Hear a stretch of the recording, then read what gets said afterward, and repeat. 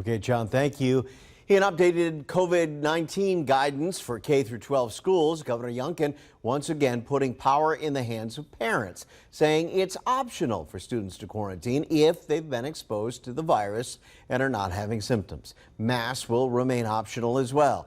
On your side at 6, Macy Moores is hearing from parents on this new recommendation. What are you hearing out there, Macy?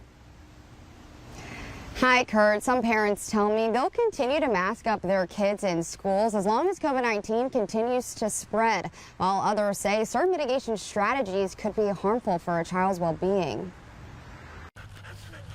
Ryan Room, a father of 3, says Youngkin's new guidance comes as a sense of relief for families. One of the things that they really complained about was having to wear masks all the time. It was very constricting, and they felt that they didn't feel as healthy because they were just constantly breathing through the masks, and it's kind of irritating to have to wear them all the time. Catherine Bullock says kids shouldn't have to quarantine if they don't have symptoms. Bullock says isolation has been a problem for her children in the past. They felt extremely lonely.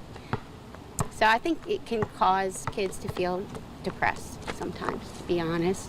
As for local schools, some Chesterfield students started year-round school Monday without COVID restrictions for the first time in more than 2 years. Our efforts of trying to keep the building clean, secure in that area benefits us a great deal, and we have protocols in place. Masks are required for all staff in Richmond Public Schools. Students can opt out of wearing one. The school division has also done away with contact tracing, so only students who test positive must quarantine. Certain mitigation strategies like social distancing will still be in place. Because it's worked.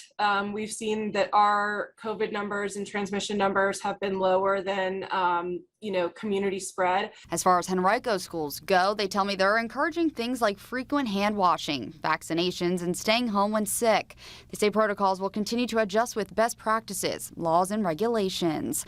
It's worth noting the governor's new guidance does recommend quarantining if a student is showing symptoms after being exposed. Now, the Department of Health relaxed guidance on quarantine back in June, saying if you were up to date on vaccinations and were exposed, quarantining is not necessary. The CDC is still encouraging masks indoors where COVID spread is high. On your side at 6 in Richmond, Macy Moores, NBC 12. Thanks, Macy.